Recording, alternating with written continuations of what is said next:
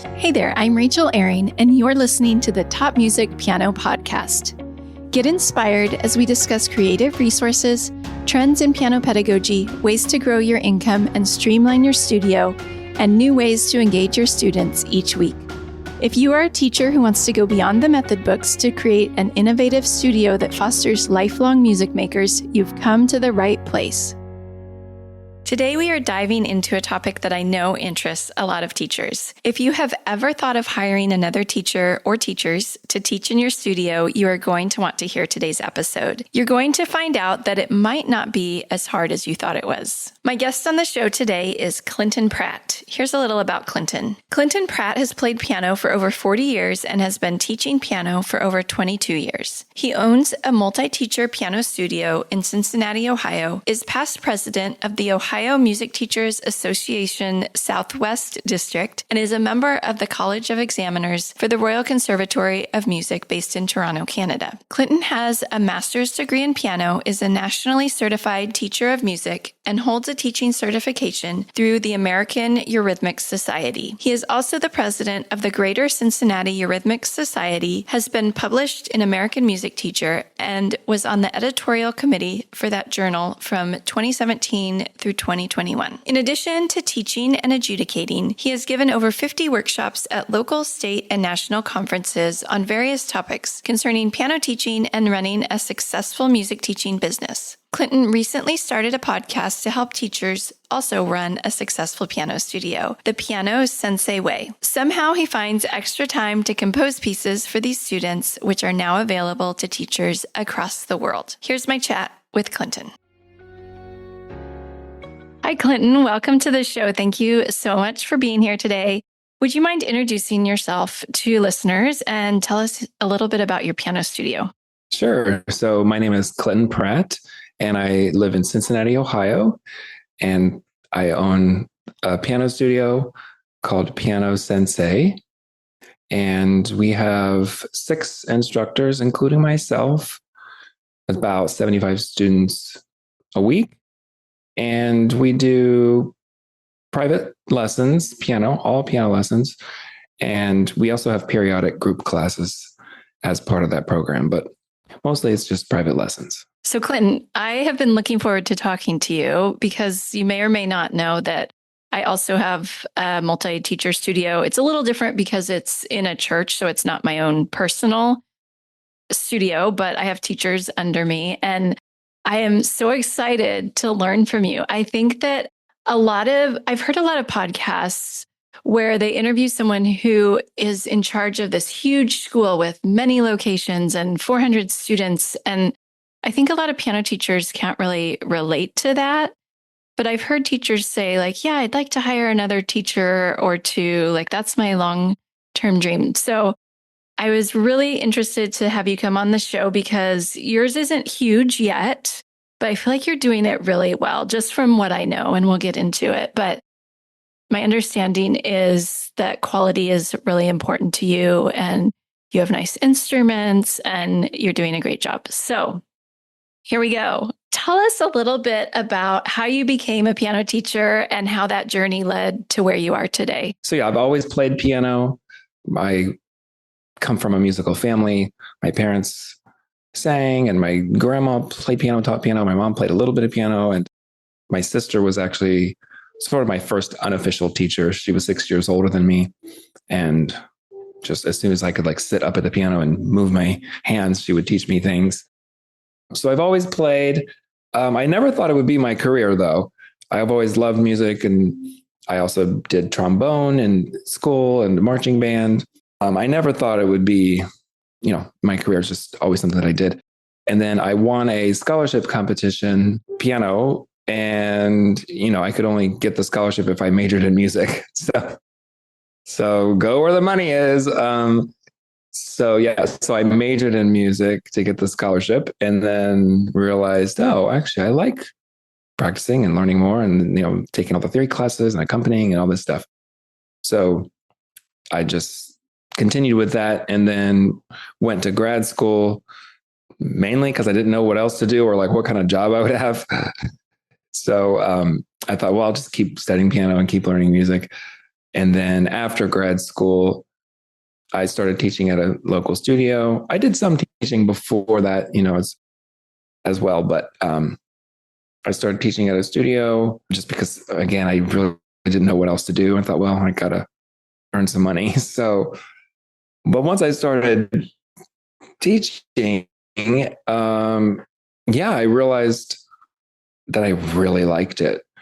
I'm kind of a problem solver, and I like puzzles and math, and I like listening to people and talking to people and figuring out what makes them learn. And I'm very curious and all that stuff. So it was just like a perfect fit with the music and that part of my personality. I just loved it. Every student that came in was different, and I was trying to figure out what would work for them. And I loved helping them figure it out. And then, so it just grew from there, until I have my own studio today. Yeah. Thanks for your honesty. I kind of had the same journey where I sort of just fell into it, and I kept kind of buying into the promise that, if you get another degree, then you'll have more job opportunities. And well, I'm not sure what else to do, so I'll do this for a while. So, and it sounds like you found something that's a really good fit for you. And I bet all that math and puzzle solving comes in handy as a business owner as well, I would think. So we'll get into some of that. When did you know that you wanted to start adding teachers to your studio? Can you tell us a little about the process of, I don't know if you had your own studio, private studio, and then added teachers, or how that came about? My studio was basically in another multi-teacher studio. I started out there, being hired to teach there. And then I gradually just sort of like made it my own studio, where I was just like renting the room, because I wanted to handle my own scheduling and set the tuition and all that. So I had my own room where basically I would pay rent. And then I just ran my own studio out of there. But then that building actually suddenly sold, and we had like no notice, and I had to find some other place to go.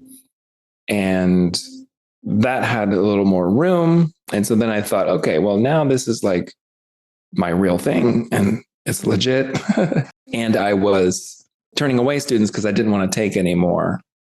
So it was just natural that, I should hire another teacher. That way students can still enroll, but I don't have to, add Saturdays or, teach 7-day weeks or anything.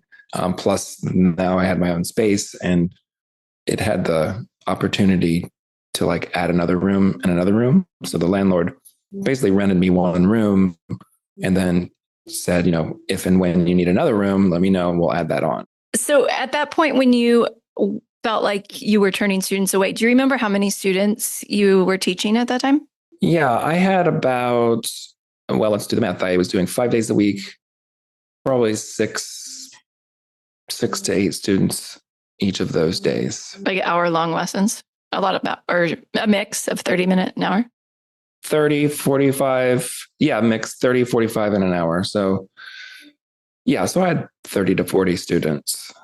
So when you first decided to hire the teachers, how did you go about that? Did you start researching about making them employees, or did you decide to do independent contractor? I know that I hear this question all the time. Teachers want to know, do I have to make them employees, or can they be independent contractors? Right. I don't want to get too much into that because I feel like that's just like not my area.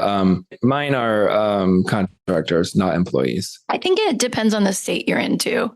I think there's different laws based on states. So don't just assume that you can make them one or the other. Right. And the first teacher I hired, actually, he had substituted for me a couple times. So I knew him already, and that was nice. It was another teacher in our local teacher organization and the local university. And I had to be absent for various reasons and reached out to him and said, hey, will you want to sub for me? So a lot of my students knew him already.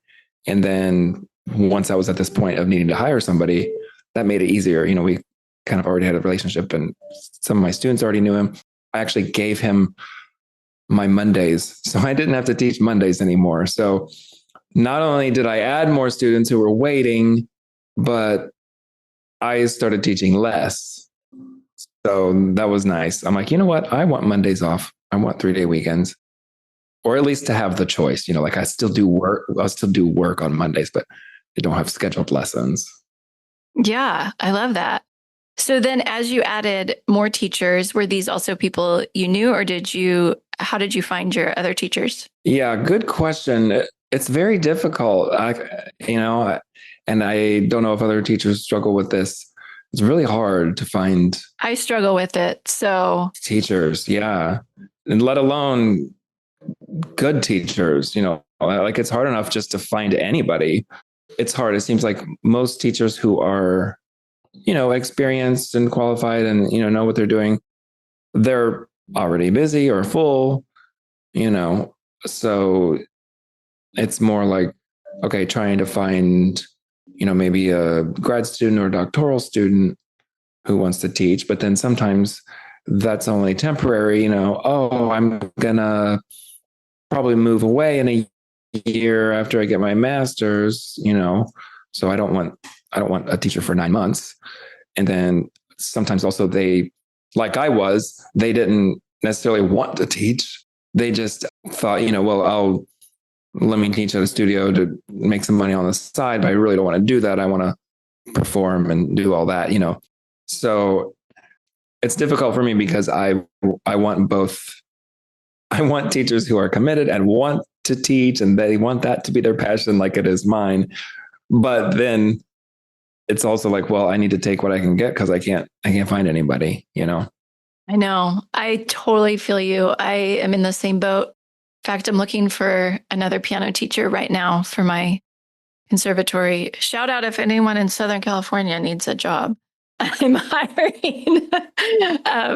It's just so hard. Like I've even had people contact me through Facebook. And so I email them, send them the application, and none of them have submitted the actual application, which feels like a pretty low barrier to get, just fill out the application. And none of them have, even though they said they were interested. So it's a struggle. And I think teachers, they look at the hourly rate and they think, well, I could make a lot more teaching privately at home. And what they don't realize is all the benefits of being part of a music school. I mean, I don't know how you run yours, but I do pretty much all the admin work for my teachers. I'm getting students for them. I'm doing all the scheduling, all the billing. They pretty much just have to show up and teach, which I would think for some teachers, that would be really attractive. Sorry, I'm getting off on a little bit of a tangent here. No, that's good. Yeah. And I agree. And, I've been on both sides. So I was at a studio where I made such and such an hour. And I remember thinking, gosh, that's not, well, it is a decent amount, but if it was just me, I could charge, double or whatever it was. And now that I'm, paying rent and insurance and buying pianos and tuning pianos and doing all this stuff, the toilet paper, I mean, it adds up. And now that I'm on this end, I'm like, wow, okay, I get it, but like you said, there are benefits and I've got a whole list, but like you said, I collect up the payments and handle all that. So the teachers don't have to, make sure that the tuition was paid. And I mean, that's a huge relief. And, that is worth something. I do all the advertising, all the marketing. I deal with most, any of the problems that come up with clients. That's not like about their lessons. I book all the recitals. I order all the materials.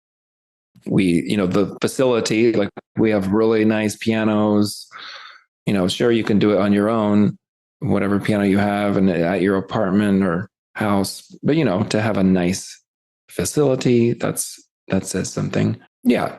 And then we also have, things that are unique to my studio, like achievement program that we have that doesn't exist anywhere else. So, okay, you can create your own, but I spent 300 hours making it. So, it's like, I did all that work already. Yeah. Could you talk a little about that? Because I was curious about how you, I guess, control the quality in your studio, because like we said, we might not have the top-notch teachers, but how do you go about controlling that everyone is getting a quality education? Yeah, so it starts with, the hiring process. So the first is, application, interview, and then usually there's a second interview, and I'm asking them a lot of questions like, here's a scenario. There's a 9-year-old boy and he practices like this and plays like this. And what would you do? Or what would you do with a 5-year-old in their very first lesson to engage them? So I, ask them specific things and try to get to know them that way. And then I actually have them observe several lessons for sometimes several weeks or even months, so that they know sort of what it's like here and how we teach and the basic philosophies and everything. Then I observe them. So, I'll have them step in like they've been observing lessons with Johnny, every Friday or whatever. And then eventually I'll say, okay, now so-and-so is going to help you with this part, and then I observe the teacher working with the student. And so that tells me a lot. And then, I give them feedback. And, that is an important thing that I want teachers who want to improve their teaching and want the feedback, right? So I can tell if they're like, what do you mean you're going to give me feedback? I don't, I'm like, okay, well, that's not a good fit because I want a culture of, learning from each other. I want people to observe me and say, oh, why did you do that? That was weird. And, maybe I can learn things from them and so on. So it's not really like controlling quality in the sense of, you have to do things this way and like that. It's more of just the whole process that kind of weeds out the ones that wouldn't be a good fit. Does that make sense? Yeah, it does. So how long does that process take from when somebody submits their application to when they're actually officially on board? It varies. It's been just maybe 2 or 3 weeks up to maybe 2 or 3 months, just depending on scheduling, like how often they can come in. Or like if I was a little more desperate with needing a teacher, maybe I would go ahead and hire them, but then still like observe and do some orientation and onboarding like that as it was already started. Gotcha. And then you were talking about a program with your students to kind of gauge their progress. What does that look like? And maybe along with that, you can tell us if all of your teachers teach out of the same method books or if they're teaching different ways. Yeah, so we don't dictate what method books teachers use, although I have my favorites and those are in stock. So, Piano Adventures and Alfred Premier Piano Course, also Music Tree. So yeah, it's more important just the teacher, how they handle things versus the method. And then, yeah, our achievement program is called the Benchmark program. And it's sort of like karate belts because there's different colors. So like in karate, you have white belt, yellow belt, orange belt, etc. Ours with Benchmark, there's like little symbols that look like a piano bench, and those are the colored symbols. And it's very comprehensive. So in order to go to the next level, students have to complete requirements in multiple categories. For example, technique, playing memorized pieces, doing listening and ear tests, sight reading, improvisation, and they also have to get points from participating in events, sharing their music, and doing projects and stuff. So once they complete everything in every category and get all the points, then they go on to the next level. Gotcha. Okay.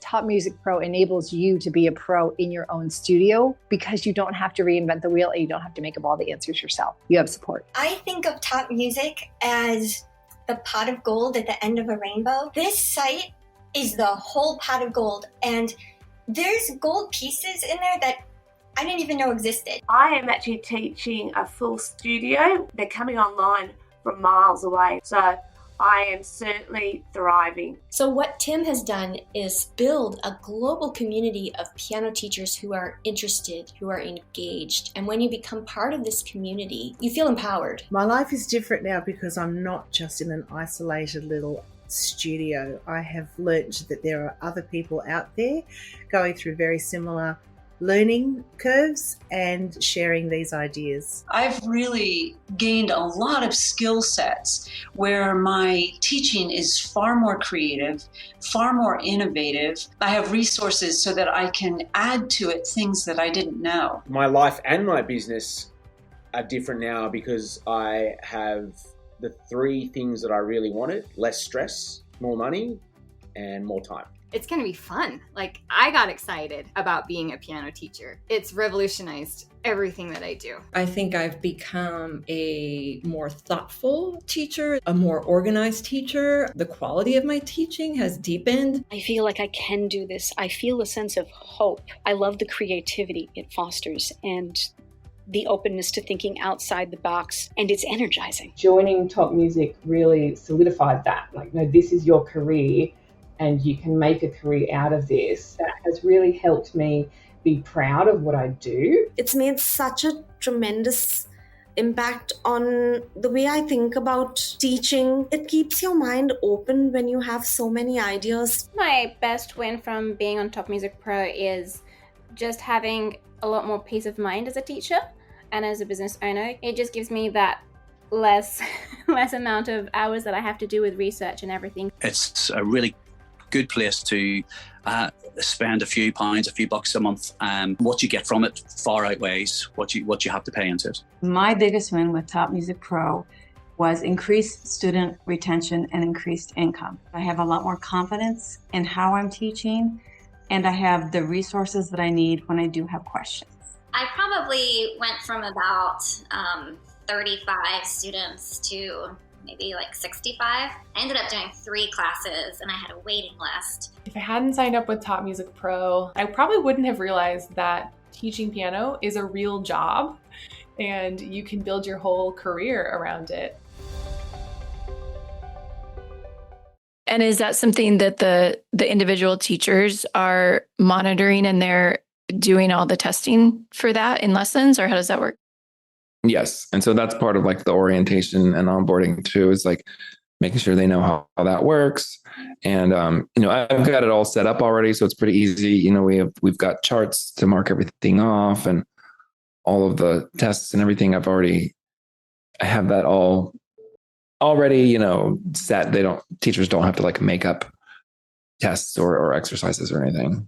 I like that a lot. That kind of, levels the playing field, I guess, or brings everyone up to kind of the same level. That's great. I would love to talk just a little about the logistics of your day-to-day, or the studio's day-to-day, I guess.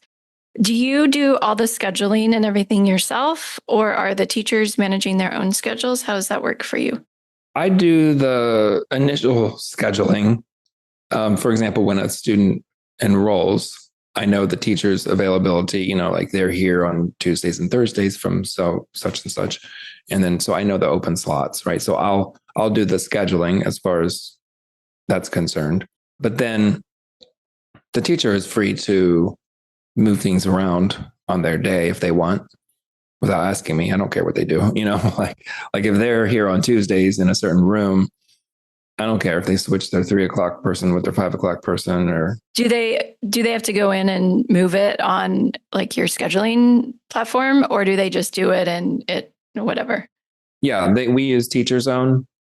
So yeah, it has the schedule, it has all the rooms and everything. Yeah, so as long as they do it in there and that's accurate, that's fine. So they can manage that. Now, if they want me to do it, I will, because I'm, the admin and that's my job. So, if they're like, hey, I want to move this student, can you do that for me? It's like, well, yes, you could do it, but yes, I'll do it. Okay. So students, they enroll and do you do a meet and greet with the students or a trial lesson or something? Yeah, we offer a free trial lesson. I actually love doing that. I know it's my time and, some people are like, oh, I don't give away my time for free, but it's advertising. I mean, you just think of it as paid advertising. So it's 30 minutes. So yes, it's my time. I meet with everybody. So all the trial lessons are with me because I want to meet the client, whether it's an adult student or it's the parents. I don't want to just enroll someone. So I like to meet them. I give them a tour of the studio. I show them around. We talk about things, and then we do like a little sample lesson with the student. Usually I want them to make music and be happy instantly. So I usually teach something by rote and do some improv just to be like, look, you can make something up. You didn't even, you don't even know the notes and all this stuff. And it's amazing, so I want them to have a good time. Then once they enroll, so one of the reasons I like the free trial lesson is we probably have like 85 to 90% conversion.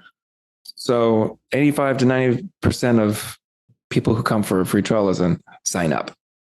So, I mean, to me, that's worth it because it's 30 minutes of my time, and then they're paying thousands of dollars over their whole enrollment, many, many thousands if they stay for years, right? I mean, tell me that's not worth it. Yeah. Then once they enroll, I will match them up with the instructor based on the two main things, which are whatever I think is a good fit with, personality and teaching styles and all that, and the schedule. So obviously if the student says we can only do Mondays, well, then I have to choose from which Monday teachers are available. Great. Thank you for sharing that.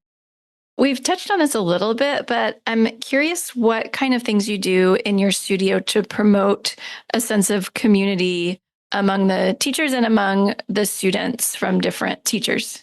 Yeah. So we have studio recitals, which I'm sure lots of teachers do. So that's really not any different. However, we do have a nice performance space in the studio. So our lobby is really big, like bigger than we need for a waiting area. So it kind of doubles as like part of it is a waiting area. And then when we have an event, there's a grand piano in there. So we set up chairs and we can have it right there. So that's nice for many reasons, but that definitely helps just the community feel, they're coming here again, to play for an event or whatever. And then the benchmark program, like I said, definitely promotes, cohesion because they're all sort of working on that same program together, and they can actually see other students and where they stand too, because we have like a poster in the hallway, and it's a magnetic board, and their names are on there, and they see where they are and they move across.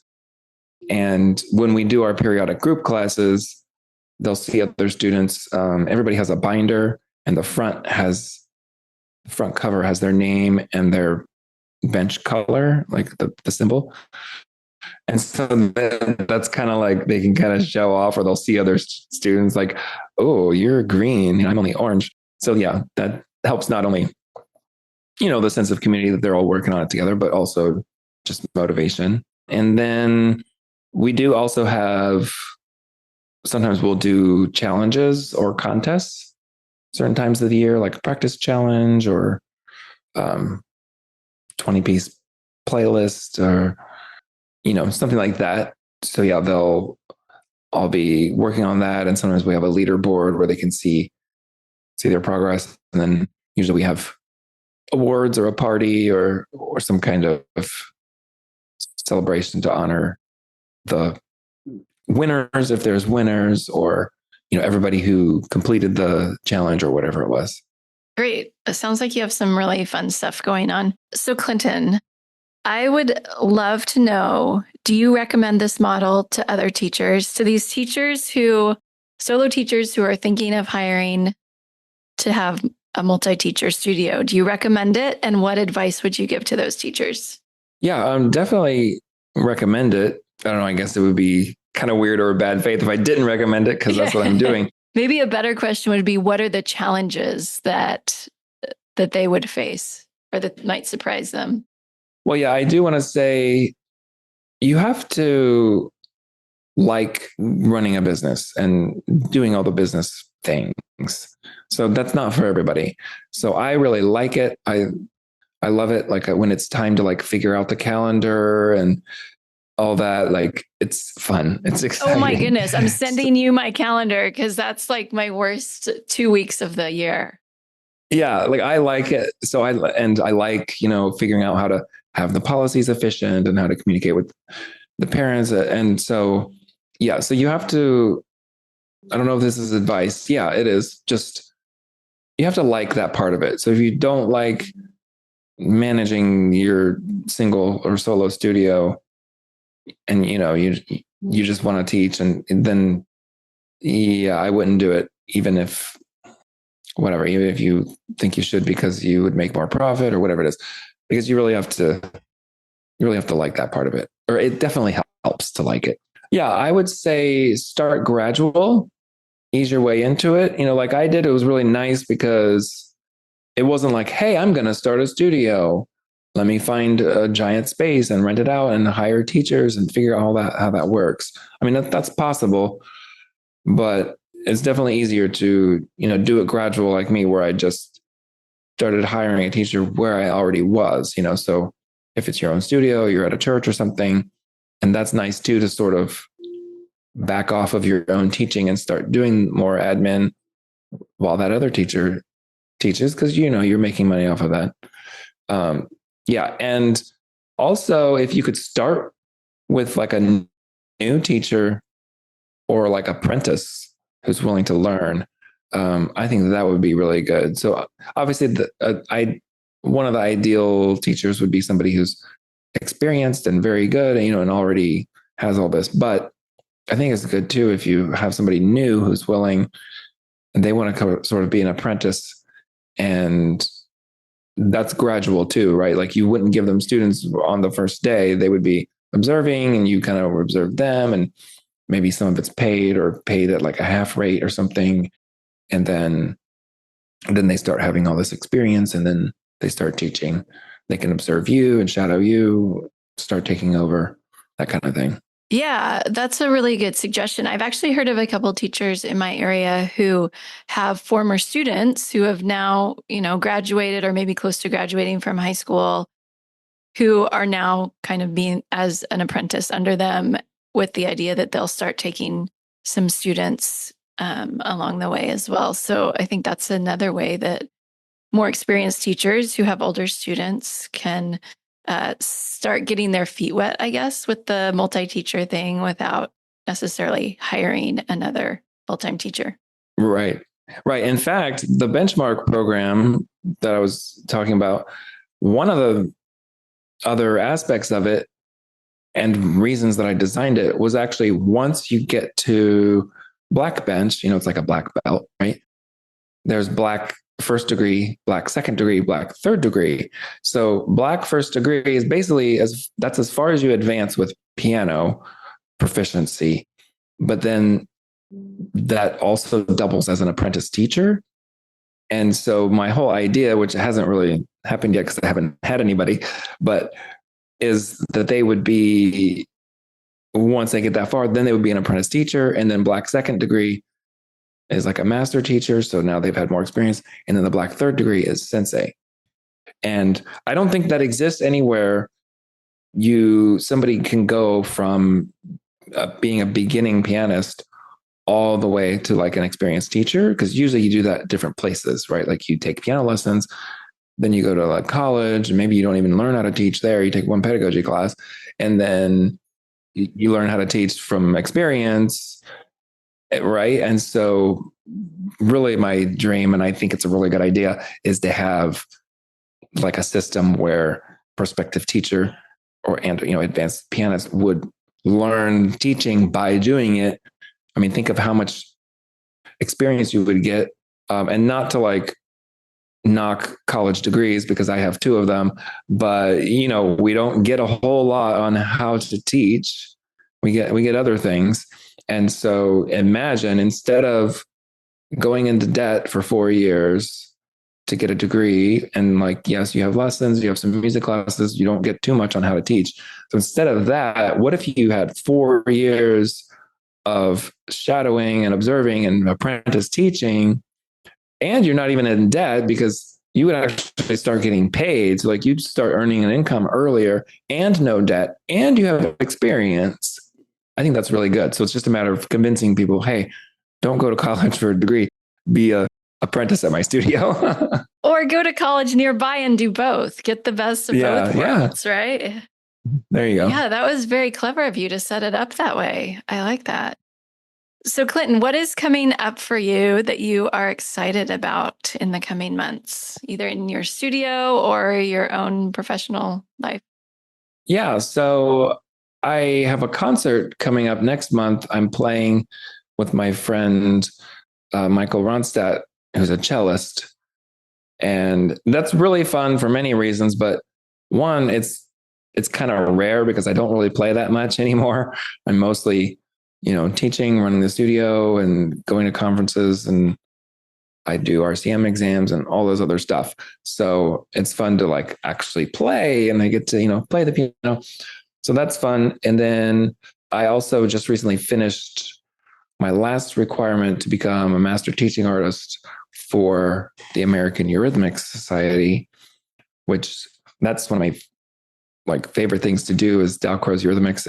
It's amazing philosophy of movement and having students experience and know music through movement. Yeah, I basically finished that. And so I'm just waiting on the official status. And then that means that I can basically run a summer training workshop for other teachers and certify them. And then I have one more thing for the studio. I'm actually going to start a group class for students, and they don't have to practice. Whoa. How old are these students? Are they beginners? Yeah. And there might be different age groups. I'm going to start one that's probably, 6 to 8 or 6 to 9 years old or whatever. But I wanted something because sometimes there are students who they don't enroll, or they do enroll and they quit because, just the practicing is, the parents can't get them into a routine, or, there's all these reasons. And, to pay for the monthly tuition, the parents are like, we're not going to really fork out this money when basically we're just dropping them off at a lesson, And so my idea, I've asked some students who have quit, I said, would you come back if we had a class, which is just really like an enrichment class? You don't have to practice. You don't even have to have a piano at home. You just show up. It's an hour. It's like half the cost of monthly tuition for private lessons. So it costs less. You don't have to practice. Just drop them off. They're still going to learn things. They'll have fun. And several of them said, yes, we would do that if you offered it. So I'm going to start it. I have to teach it because I have to beta test it. And then if that goes, then maybe, I could help some other teachers teach that and it can grow into a thing. But I'll just start with one and see how it goes. Yeah, I like this idea. I'm interested to hear how it goes. No practice piano class. I actually teach a couple classes like that. I don't say that they don't have to practice, but my expectation is that they're probably not going to. And it works, they retain from week to week. And by the end of the class, I'm like, well, they know more than when we started. So that's good. It's a kind of a time for them to learn about the piano, black and white notes, where the note, the note names, things like that. And they can learn little songs. I feel like the songs, they don't retain as well because they're not practicing from week to week, but they seem to retain the musical concepts pretty well. Yeah, that's good. And, I'll include a lot of improvisation because that's one of my big things. Here's a really easy pattern and just play whatever and it sounds good. And the idea is that if they do have a piano at home, they will end up playing, so it's not like you can't play it at home. It's like, you don't have to, but then hopefully the class is fun and they'll want to replicate it. Like, oh, that was a fun, jazzy sound, bluesy sounding thing. And so they'll just naturally go to the piano at home and repeat it and do it again. And then hopefully that'll get momentum and motivate. Maybe they'll want private lessons or kind of some other kind of experience. Well, Clinton, this has been so fun chatting with you today. I learned a lot, and I know that listeners, I'm sure, will as well. If listeners want to get in contact with you or learn more about you, where can they find you? You can go to thepianosenseiway.com. That's sort of my teacher website. And I have a podcast for piano teachers as well. And that's what it's called, The Piano a sensei way. Well, thank you so much for being here and sharing your knowledge with us, Clinton. It has been a pleasure talking with you. Yeah, thanks for having me. I enjoyed it. I hope you enjoyed my interview with Clinton Pratt.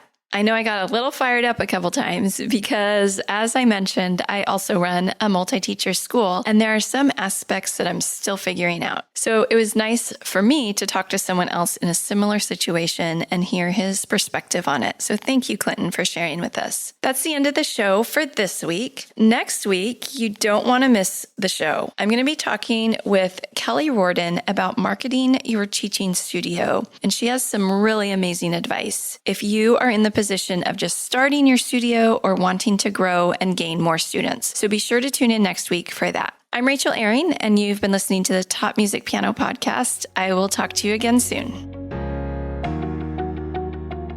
How do you keep up to date with all the latest trends and research into music education? How do you connect with other teachers around the world and make sure your teaching stays fresh and relevant for students of all ages and stages, both now and into the future?